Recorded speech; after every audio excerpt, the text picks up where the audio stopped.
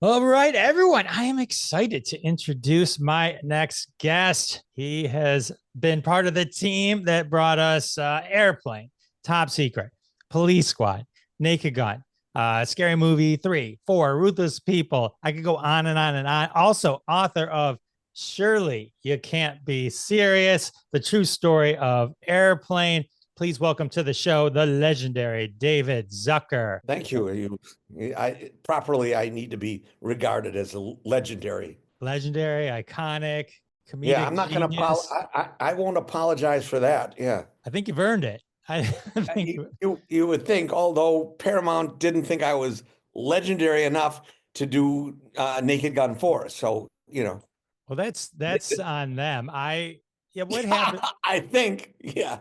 So you're all right. So they're making this new one with Liam Well, Liam Neal. Neeson. Anyways, no, Pat Proft and Mike McManus and I, who have worked together for years, we actually know what we're doing, although we are old.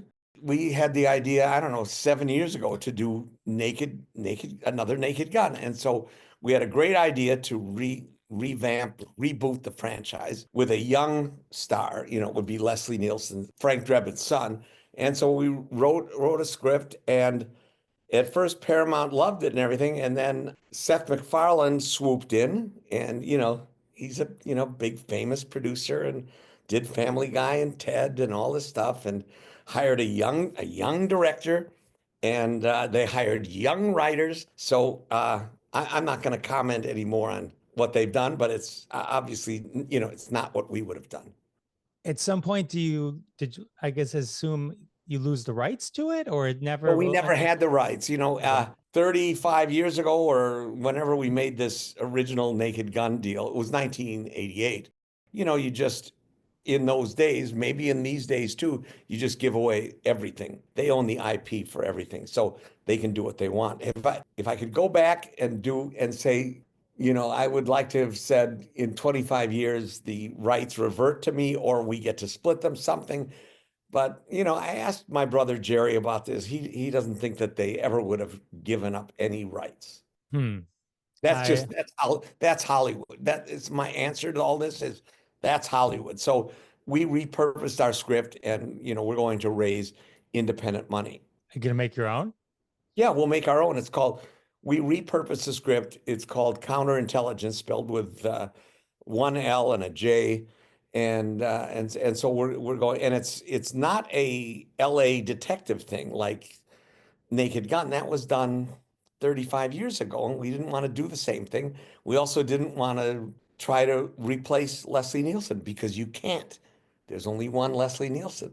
So, we wanted to do a fresh start, but we're old and adjudged to be not competent enough to do this stuff. Oh, so in Hollywood's In opinions, Hollywood, yeah, no, no, you guys have aged out. You're well, no. yeah, over 45, I think we're aged out. So, yeah, Oh, well, that is just a shame. it's a That shame, but you know, I, I try to keep on glass half full. Somehow these scripts will get done. We have another script, which is a film noir, romantic comedy, really, but it's film noir. It's great. Set in 1949. It'll be black and white. We're working on that too. I mean, we've done the script, so now we're trying to raise money. We may even do, crowdfunding for it. that would be well, that would be amazing. Yeah, It's a shame that they didn't. I would have guessed, and I don't know anything about anything other than like I can tell that. that you don't know Yeah, I anything. don't know Anything. anything, So at but least we're starting from that. at Yeah, least we're starting from the same baseline. yeah. No, but like a Seth MacFarlane would be, I would have thought would have been like smart enough to go back and at least bring you guys in, or like something like you Well, think you want to I tie people tried. back in. I tried to get an audience with him, and the word came back. He didn't call me back personally, but the word came back from on high that wait till he does the script. But that's like, let's make sure the horses are there after they've left the barn. It's too late after the script is done. But I would have said, don't cast Liam Neeson, because that's trying to replace Leslie Nielsen. But I don't want to be so arrogant as to say that I'm right and they're wrong, but the proof will be in August when the movie comes out. All right. Well, And if it's are you great, gonna go then see it? Are you gonna go see it? no, I didn't go to see Airplane 2 either. No, Right. I know that. I know why would I that. go see it? No, Well, I was just asking, we're talking, so I figured you. no, I don't go see every movie anyways. I only go see movies if three different people I trust say it's good, because otherwise I can't sit through movies. It's hard to go to the theater these days because people like they're on their phones. It's like, and it's you can't even Uh, enjoy the yeah, experience. but I mean, there have been some good movies. You know, I saw, what's that movie where Jim Caviezel goes to South America to find a kidnapped child, and that was great. I don't go to see comedies that much, but there was another one where The Holdovers. I thought that was great. Yeah, just a great story and great acting, and I found myself laughing. And I'm such a comedy snob that I don't laugh at anything. So, but this was funny. The Holdovers is great. The Paul Holdovers, yeah, Giamatti. Yeah, yeah. Paul Giovanni is great. Yeah. it was a delightful movie. You never saw Airplane 2, but in the book, you do talk about that you had a plan. Like, had you been allowed to make a sequel to Oh, Airplane? well, we were. I mean, look, at the time, Michael Eisner and Jeff Katzenberg and Barry Diller ran the studio. They were determined to do Airplane 2, and they did come to us first. So, to their credit, they said, okay, ZAZ, what would you like to do? And we said, well, our first choice is not to do Airplane 2. But then we thought about it and we said, yeah, we got an idea. And it's in the book how the idea we came up with was that, a Stryker and Elaine fly down the plane and they kiss and they get married, and he takes her home to meet his family, and it's The Godfather. He's essentially Michael Corleone. And that would have been a great idea. And Eisner and Katzenberg loved it. And so we were going to do it, and but they had to ask Coppola, and Coppola said, no, I want to do Godfather 3. And so we couldn't do it. So they went ahead, and again, they got people who, young writers, didn't know what they were doing, and you got Airplane 2. And I don't know that it was even that bad, but I think it opened, as these things opened because of the name, and then quickly died out. So, but in this case, it was not Eisner and Katzenberg and Paramount's fault. For Naked Gun 4, it is completely Paramount's fault. All right. Well, hashtag boycott Naked Gun for it. Well, I no, and did. don't. I would say wait to waste your money. Wait till you hear about it. Right. And I Yeah. don't want to badmouth it because I don't know what they've done. It could be great.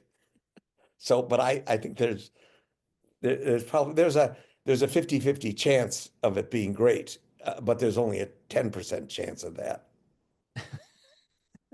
Well, I feel like I mean, your comedy, ZAZ comedy inspired what has become the Family Guys and the Simpsons and the non sequiturs and the cutaways. Right. And And so I would say, Seth MacFarlane, he called me up, after I talked to the director, who's also a very nice guy. And the director came to my house and we talked about it. And I just said, we had written our own script, which we think would have been the best way to do this. And then Seth MacFarlane, but I said I wouldn't put my name on it. They wanted me to put my name on for money, to be executive producer. And looking back, I should have done it because I need the money now. Just this morning, my hot water heater broke. It's going to cost me $8,000. And so I could have used the $8,000 they were offering me. But I said no because I have my standards and my morals and everything. So I said, I'm sorry, I can't do this because I can't put my name on anything I don't work on. Anyway, so 4 hours later, Seth calls me, nicest guy in the world. He was loves Naked Gun, Top Secret, Airplane. They're big fans of mine. Yet I'm not sure, there's a disconnect there. They think that I'm, kind of in a wheelchair and on my last month of life. That's all I can figure out is they think I'm not funny anymore, and maybe I'm not, but I at least wanted the chance to do our script. That would have been nice. All right. Well, Yeah. we'll see it as counterintelligence. So, Yeah, yeah, we'll see it as counterintelligence, and the other one is called Star of Malta, there you go. We'll do it. which would be done in black and white. It's wonderful. It's a wonderful script. And look, I'm enthusiastic. I want to do movies, and I love doing movies. But as John Davison, our producer on Airplane, once said, I don't know what the context was, but he said anyone can make a bad movie. So, I want to do my own material, and I'll wait till I'm able to raise the money, and I need to meet the right billionaire to finance this stuff because the studios won't do it. Was it ever easy for you to raise money? I mean, because like the Yes. book, when we talked about Kentucky Fried Movie and then Yeah. Airplane, like it was Right. quite a rigmarole. Yes. Once we did Airplane, then it was easy to raise money. As my brother Jerry Zucker, his famous quote is that the movie business is impossible to get into or out of. After Airplane, of course, they were falling all over us. And then even after we did Top Secret and it didn't really perform at the box office, now it's of course a, cult classic and everything. Then it was still easy to get my Eisner and Katzenberg had moved to Disney. They said, "Will you do Ruthless People?" We read it. We thought it was hysterically funny, and so we did that. And then we went back and we wanted to do our Police Squad television series, which was canceled after 6 episodes. That we wanted to turn into a movie, and we did. So that's then it was easy after Naked Gun to raise money. Of course, if you do a flop, then you have to go into director jail. And that takes 16 months. Okay, to get Yeah, out of exactly director. 16 months, yes. And so that because after Naked Gun, I did High School High and then BASEketball. BASEketball was another flop, but I really never had a flop, only cult classics. And so everybody loves BASEketball now. So, in fact, there's an idea to turn it into a TV series, which would be a terrific idea. With, BASEketball is yeah, hilarious. And there's this one scene that sticks in my head. Well, probably just because I love Jenny McCarthy, but where she's yeah. holding the knob and like it's like she's wiping her mouth because she had just cleaned Oh, the it's a knob off. trailer hitch. There's a Yeah, the famous saying. trailer hitch. Yes. So funny. So funny. Was it easy to work with or fun to work with the South Park guys, given this was your script and they're probably Well, used to yeah. being the ones Yeah, to write? This was probably a flip for you, right? yeah, Or for first of them. all, it was our script, but Okay. I think Matt and Trey, to their credit, and they're so talented, they wrote a third of it. They came up with a third of the stuff, which I never could have written, like they write. So it was a good combination. And, the fact that it flopped was not their fault. And they were acting in it and they were so good, so talented. I don't think they thought they were great in it, but but they were. If you go look at their performance, they were terrific.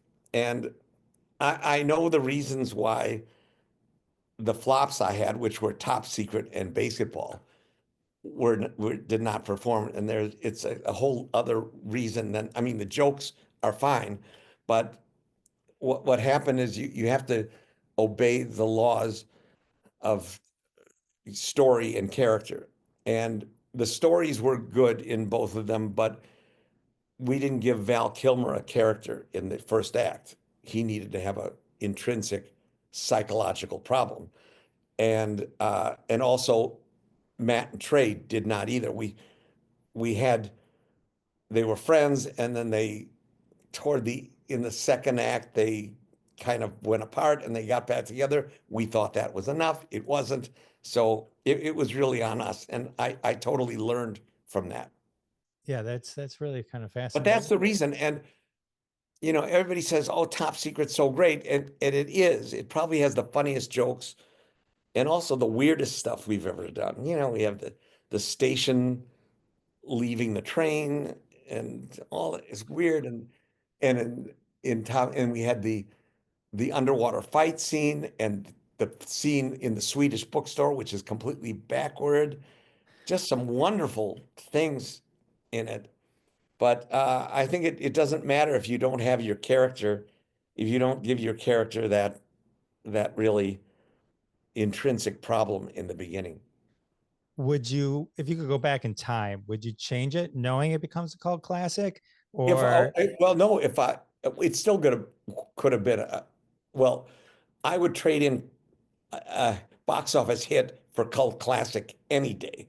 So, but of course, I would go back and change it. And I've talked about that with Jim Abrams many times, how, we could have just changed a little bit and done that. they're so revered now. It's like, it's funny because, like, from me, a fan point of view, like when you look at those kind of things, and it's like, it's like, oh, I've always enjoyed it.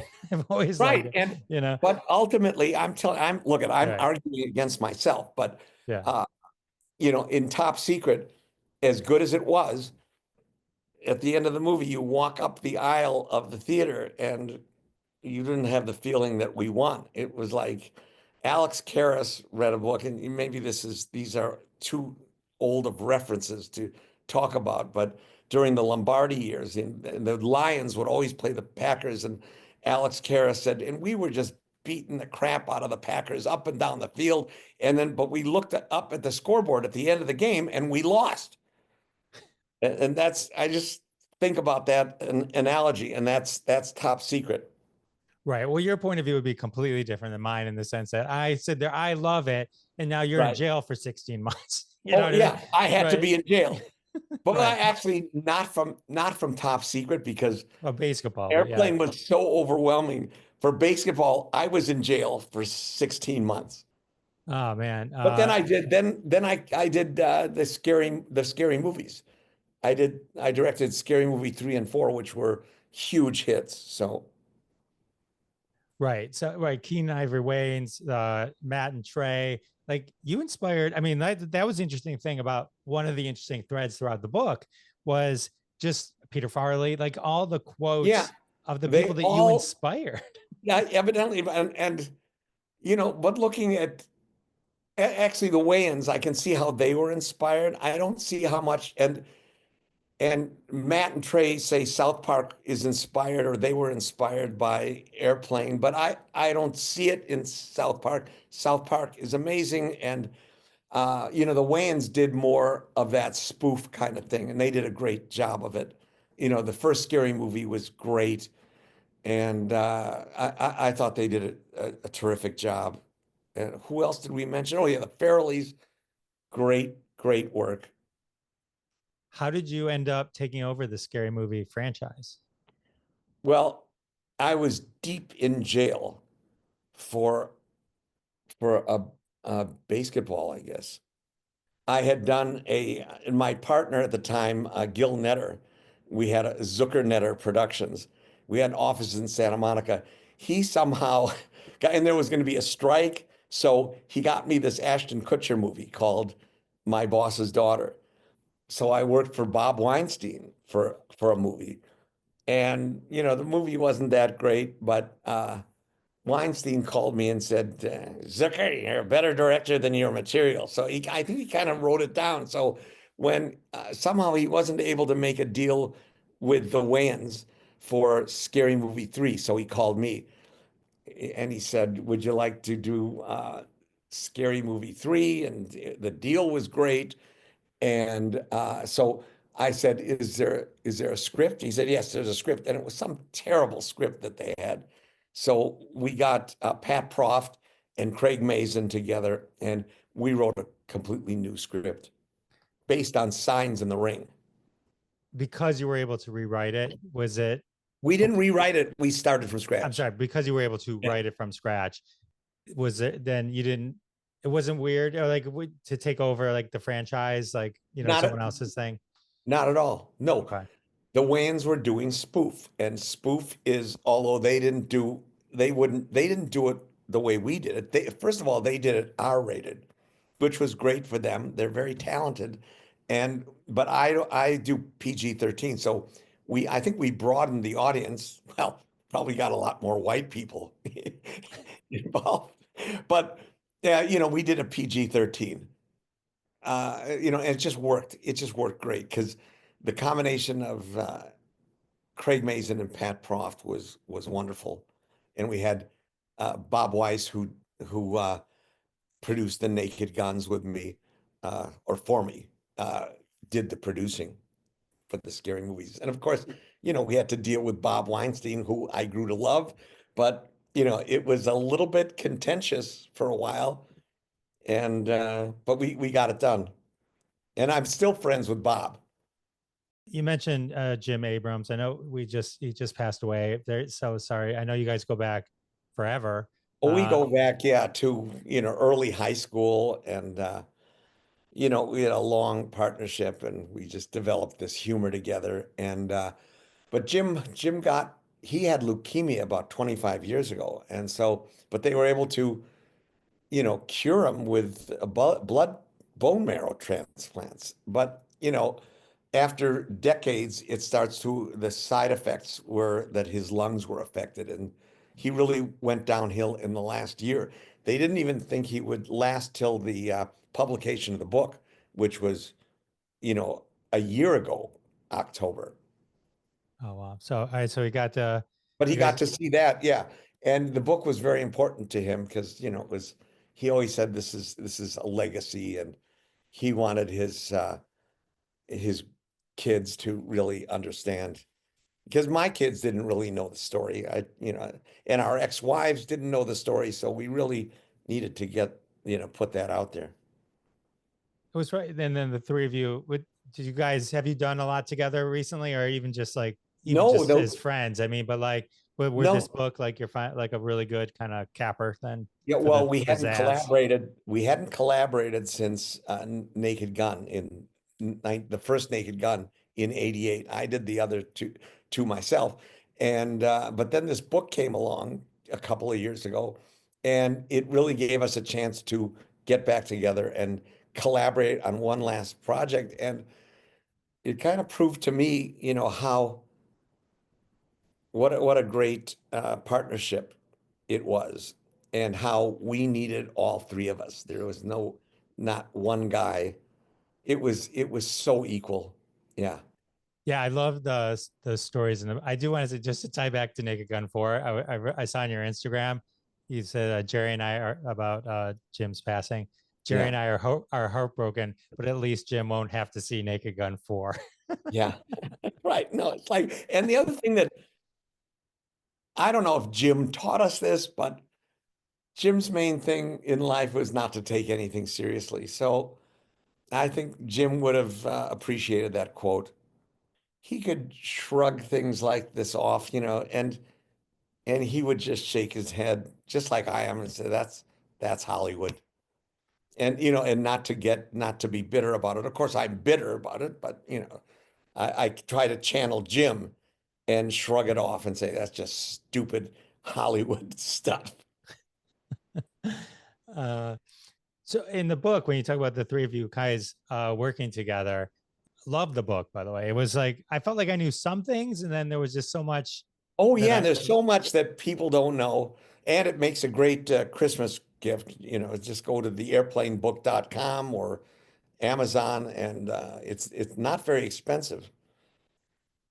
no, and it really is great. If you love like, which I love, like this is exactly the type of book that I actually love. And it was very interesting to me how the whole Kentucky Fried Theater movie, how all that kind of weaved into it was just as much part of the story as everything Yeah, else.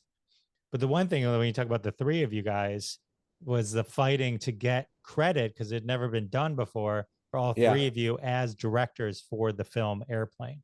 Right. The Directors Guild, Paramount was fine with it. I mean, they weren't fine with us directing, but we finally said, we ain't giving you the script if we can't direct it. And we knew we had to direct it.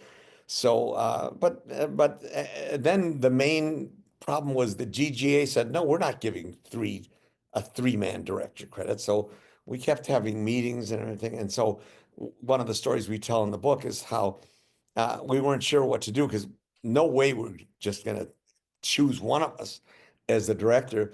So what we did was Jerry went down to LA City Hall and had his name legally changed to Abraham's N. Zuckers. And that would have been the director's credit. And the DGA would have been completely embarrassed. So they held another kangaroo court meeting, and we were supposed to bring new information, and we, brought something that they could hang their hat on and say, "Oh, we didn't know that." And they gave us the director credit, and only by one vote. And there was a great DGA board member, past president, named Gil Cates, who, was great. And he was the deciding vote. One vote, yeah. And the rest is And the history. rest is history. So I was reading the book and then I was rewatching the movie again. I've seen it like a million times, like a million people have. And I remember seeing it in the theater when I was probably too young to see it. It was probably, I just, and Somebody had the bad judgment to take you to see that. Yeah. but it's one of those, it's always remained one of the greatest things ever. But what was fun about rewatching it is my wife, who doesn't rewatch anything, she's sitting there watching it with me and Yeah. just laughing her ass off as we're rewatching this thing, because she probably hasn't seen it in forever. Right. And Yeah. it was just fun hearing her laugh.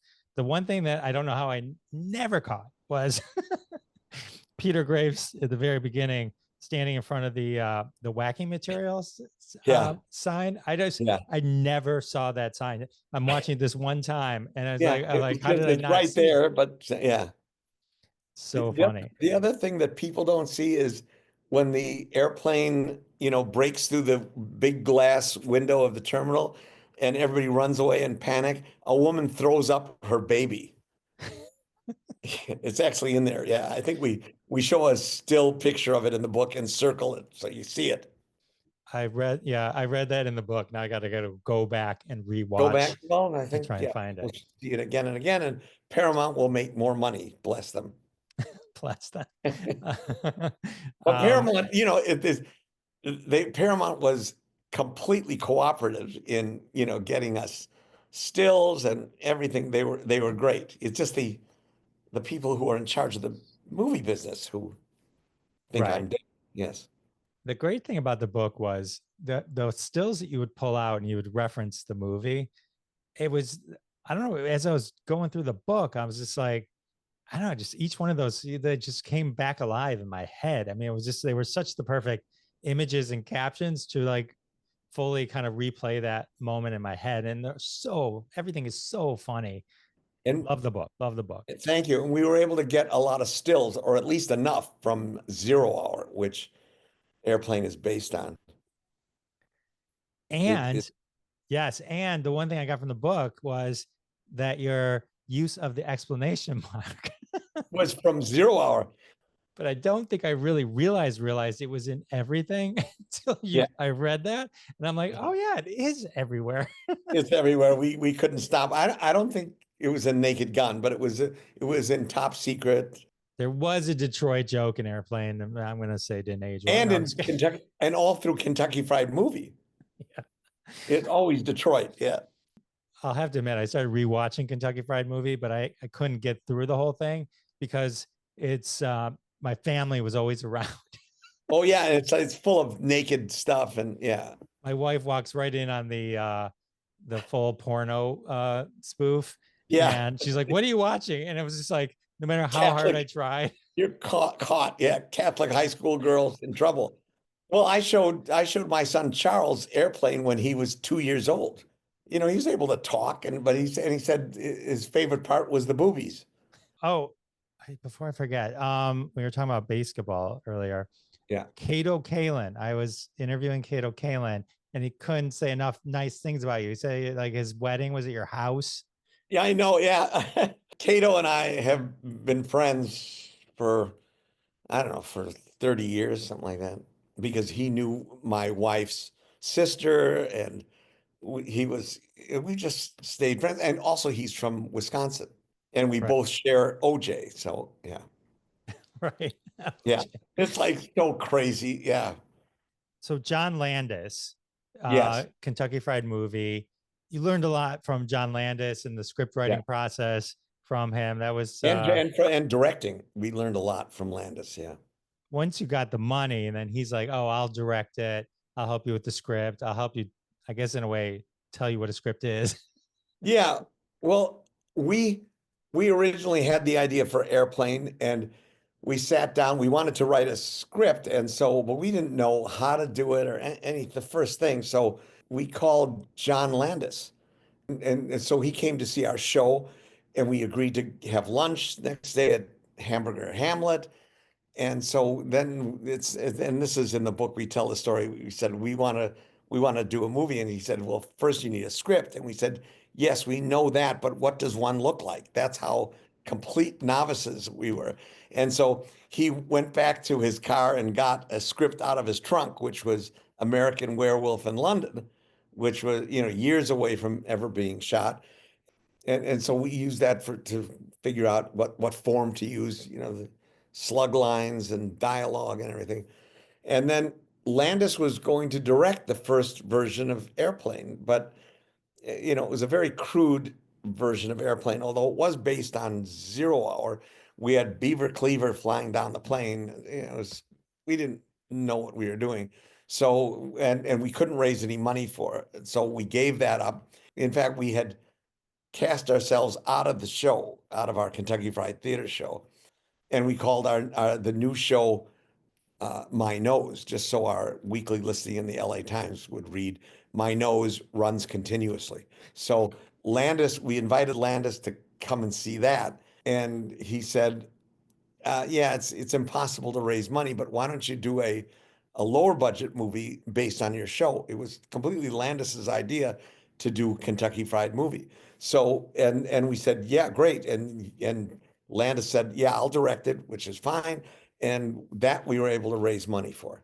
And this is where you learned that if you write something, you need to direct it. We need to direct it, right? Because we had, and Landis was he was great because directors don't want three cubs constantly running up to him saying, "Could you do it this way? Do it." And he tolerated us pretty well. But we wanted to win all the arguments. So, we decided, now that we knew how to direct, we saw what Landis was doing, and we thought it was great. And also, John added a lot of great jokes to the movie. It was a great collaboration, but we wanted to do it at our own pace. And we finished cutting the movie, and the movie was a hit, and it was great. And especially, we loved Fistful of Yen, the Bruce Lee parody. It was a forerunner of that Airplane style. And then we went back, we rewrote the Airplane script, and then the movie was really a lot better, although it wasn't in its final form, because when we got to Paramount insisted that we do rewrites, and it really helped the script. They were absolutely right. It needed some more stuff. It was interesting too how you described that when it was kind of done and you were doing the previews, like the original cut of it, I guess, Yeah. tanked. Like it did not. Yeah, Then but that's happened with every movie.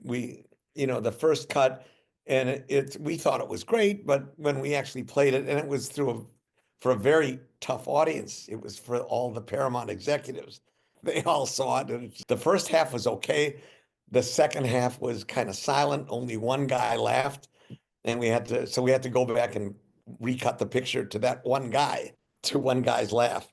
And right. but Well, I didn't mean it's like a negative thing. I just meant like it was interesting the whole process to be able to you show it and then because it's oh, like right, when no, you're but doing stand up comedy when you're writing and you edit, you start yeah, to and realize that. this happened on every movie after that. I mean, it really happened on Kentucky Fried Movie, although it didn't seem as bad as that first Airplane screening. The first Airplane screening, it was obviously a bomb.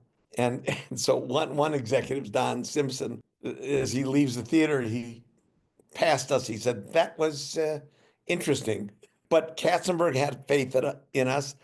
And he said, guys, don't even think about this. We're going to get into the cutting room. We're going to do it. So Katzenberg was great. And so we did recut it. And then we had another preview at University of California, I forgot where, Davis. And that was the big breakthrough. Went great. And then we had, I don't know, we had 4 or 5 other previews across the country and continued to work on it and fine tune it. And that was the airplane movie that you see today. I love it. And like one of the things, like as I was reading it, and it was just like so brilliant, was that you guys, all three of you, saw this from 0 Hour, Yeah, was the whole idea that get these actors, have them act like they're not in a comedy, and it will be right. the funniest thing ever. Yeah, well, And it was obvious to us. I don't think everybody else really got it. And a lot of actors turned down the script because they thought, well, this is just a collection of puns and stupid jokes. And in a way, I guess it was, but this was a whole different way of doing it. And so you have Leslie Nielsen delivering, it's actually a pretty stupid line. I am serious, and don't call me Shirley. And said by Dom DeLuise, just would not, or a comedian. I'm using comedians of the day like Harvey right, Korman. Would have been absolute no, you can't. It wouldn't have been funny. Or had had Peter Graves been played by Chevy Chase or Bill Murray, the pedophilia with the kid would have been merely creepy. And I think Bill Murray and Chevy Chase are superb comedians, either now or back in their day. They were amazing. If you watched them work, they were terrific. But even at the height of their popularity, talent, and celebrity, they would not have been right for Airplane. And in that case, Paramount didn't really understand. They would have preferred to cast a star. I mean, to their credit, they had faith in the movie. They had a lot of faith in the script and the idea, but they didn't. I don't think they realized that no, you can't cast comedians. And so we held fast to that concept. And so our executive producer Howard Koch would call up, when the edict came down, we want to try for Bill Murray. He would call up their agent and say, these young guys have never done a movie before, and there are 3 of them, and they said, oh, okay, well, thank you. And so yeah, they weren't interested, so it was good. there's something about a joke that you don't realize was a joke, which makes it so funny. Like the whole like I am serious and don't call me Shirley, and then you like because then you replay the whole thing in your head. It's like the end of Sixth Sense where you're like, oh my god, he was dead the whole time. It's like you realize, oh, that was a joke, or it's an entirely different experience altogether. It's an entirely Altogether, different, it's an right. entirely different kind of flying. Yeah, Yeah, just and those are at the heart.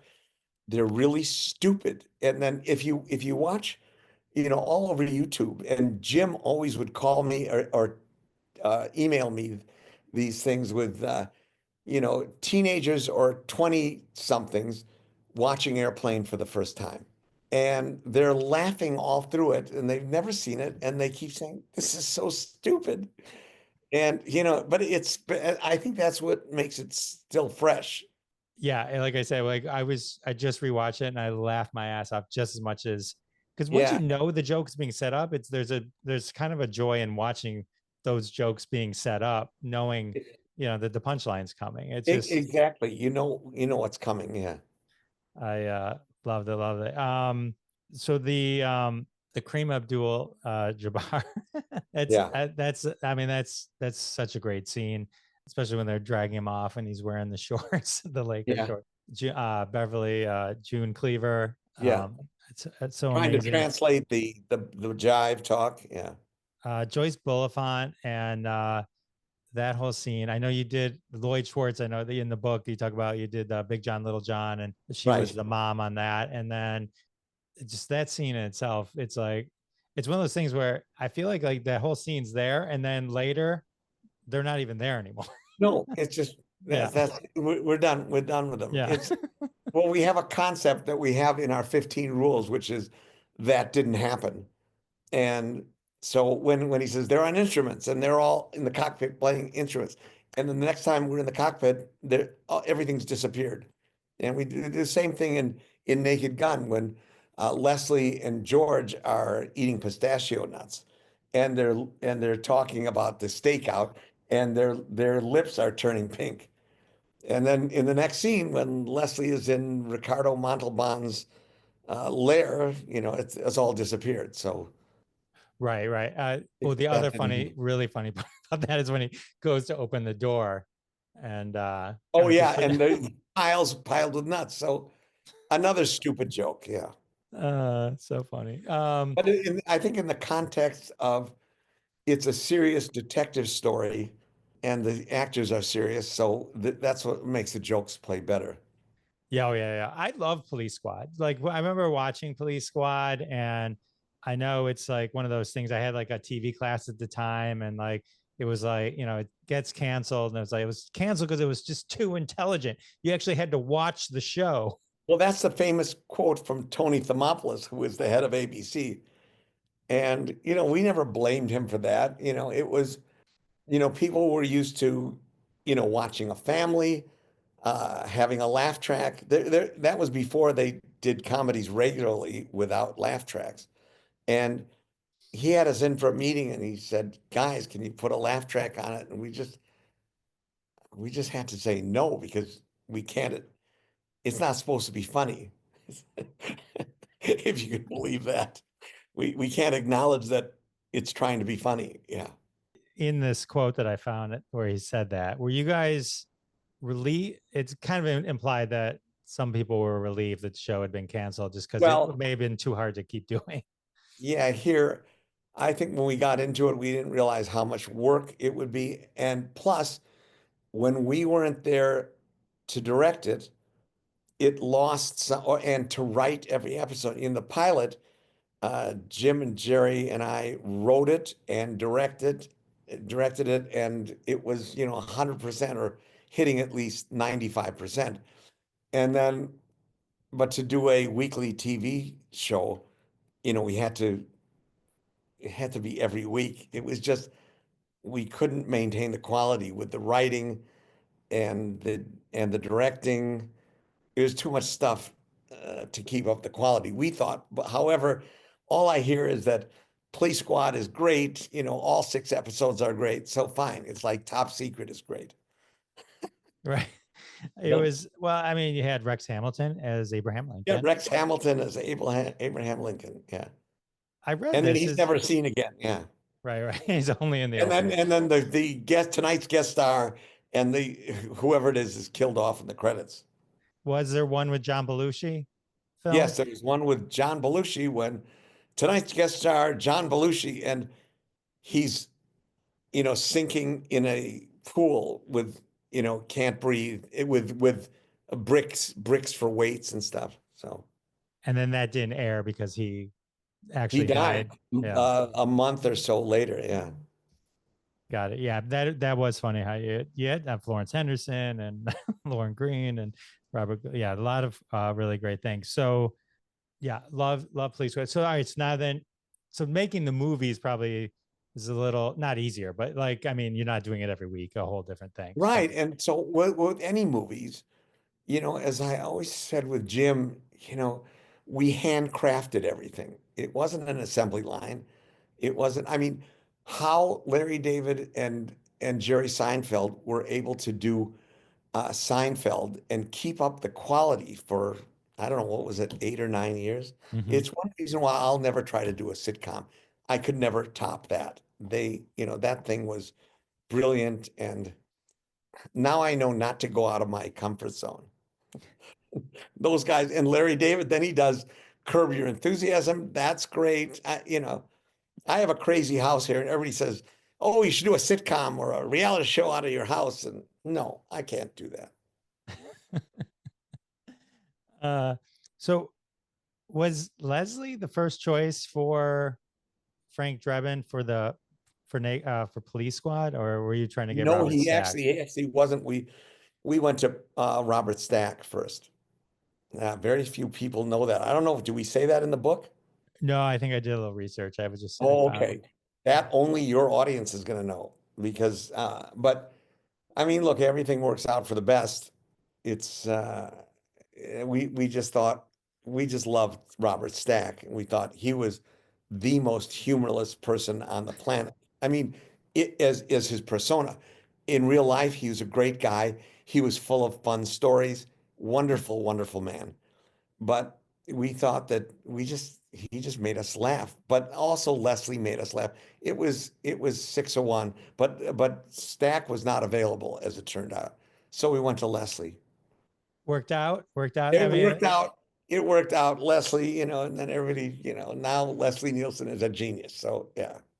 I found this. I mean, in the original, in the Naked Gun from the Files of Police Squad, the first of the 3 movies of the original canon, the only canon. When he passed away, there's a very nice obituary that you a eulogy that you wrote in the book, but also it says that they actually ESPN published an obituary for Enrico Palazzo. Oh, did that say that in the book? No, I found Oh, no. it They was actually like, did. yeah, They and did. like I haven't seen that. I'll define it. It was like yeah, as the first and only umpire to eject another umpire from a major league game. It was like, so that character in itself is one of the funniest, and it's like the guy who screams, "It's Enrico Palazzo." Yeah. He's like in a lot of things. He's like in Yeah. he's like a little character actor in a lot of funny things. And Yeah, can you send me that? I haven't seen the ESPN eulogy. I'll send you I'll send you what I have and Hey, see if what I I can have, find I anything else. haven't Yeah, seen that. Yeah. that's Oh, I can put it in the next edition of Surely You Can't Be Serious. perfect. And then I'll waive any rights to. No, It's in its third printing already. So yes. oh, there. How much is it I'm changing? No, not, but I'm I know, making. how was it working with Ricardo Montalban? Because he to me is like the greatest. He would be the greatest. He was very nice man, and he was terrific. He was, no problem at all. He's so good. I mean, that was one thing as a director that I had the luxury of working with Leslie, with Priscilla, who was like 100% perfect, Ricardo, George, all those people were just such pros. And, subsequently on the scary movies, I got to work with Charlie Sheen and Anna Faris, who were just top notch. It was great. It was great. I had such good actors to work with. Yeah, when I rewatched Naked Gun, OJ's not in it that much. No, Like, he's not. Just yeah, at the beginning and the yeah, end.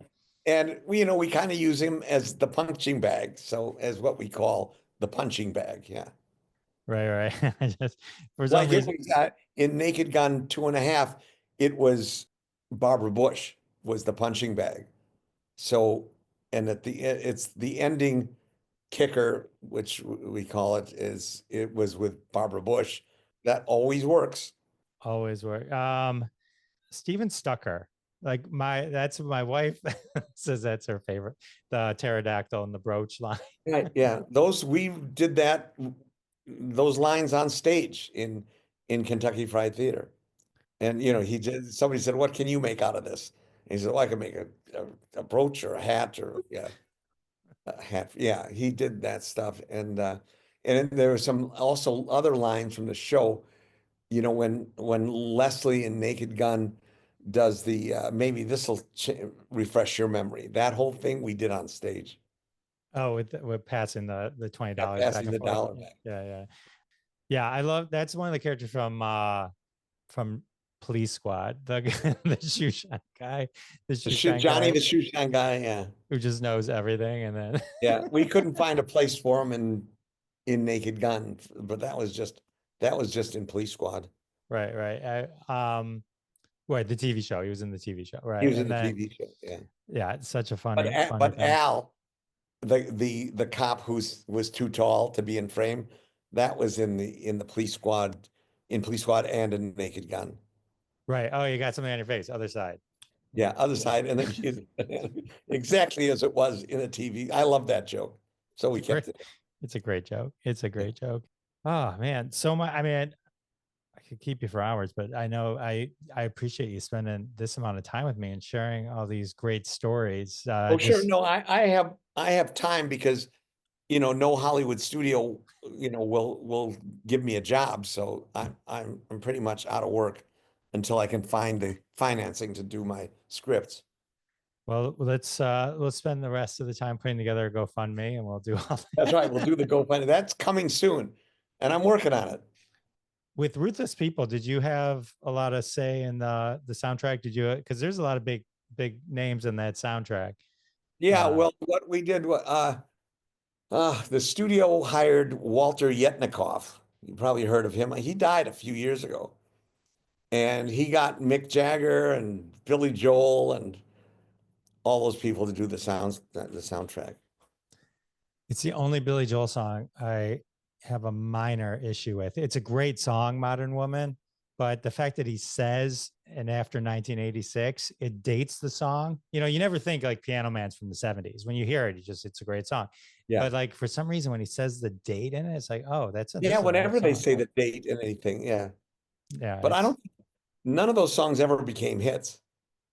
No, but I was like a really big Billy Joel fan, so I would have been like, Yeah. I would have still listened to all of it. Did I mention I had last summer I was in Montauk and we were at a restaurant and I had lunch with Billy Joel.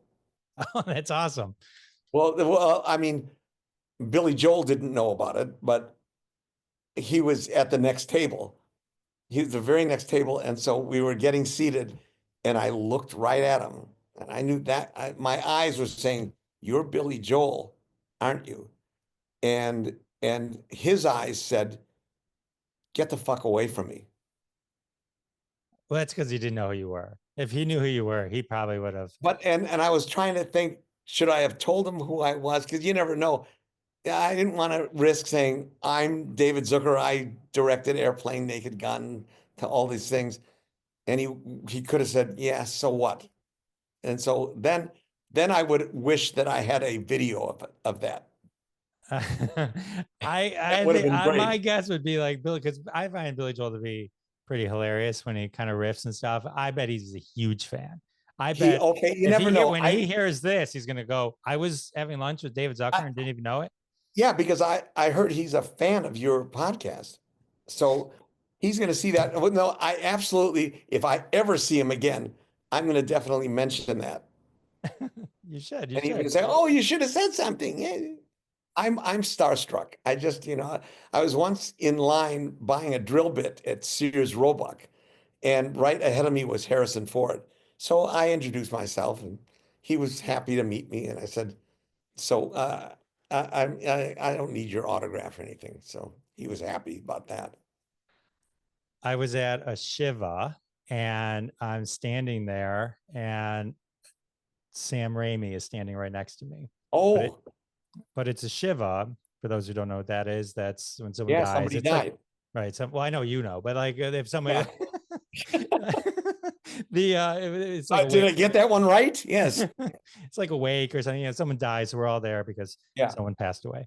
And so, as much as I want to, he's there and Ted Raimi's there. I'm not going to take a photo with him. I just didn't feel it was right. Wasn't going to do anything, but I did. But it was. Well, you know what I'm saying? Like, but it's how often am I going to put up in the Sam Raimi, right? Yeah. And so he happens to stand right next to me. We're shoulder to shoulder. I said, "Sorry for your loss," because I had found out that it was his cousin. Yeah. He goes, "Thank you." And he shakes my hand. He says, "I'm Sam Raimi." In my head, I'm like, I fucking know. Exactly. Yeah. So what did you say? I just played it off like, "Very nice to meet you. Sorry for you." And I mean, I was just cool about it. I mean, probably he walked away saying, "Why didn't that asshole recognize me?" In my head, I'm like, Spider-Man 2, the greatest superhero movie ever. Yeah. I know who you are. And so my agent 15 years ago was partners with Sam Raimi, and I was able to get a Spider-Man poster signed by Sam Raimi for my son. Oh, and that was nice. Yeah. And he said something, what was the thing? With great power, he did the old, with great power comes great responsibility. And my son was particularly irresponsible, so that was a good thing. No, I'm just kidding. I don't want to throw my son under the bus here.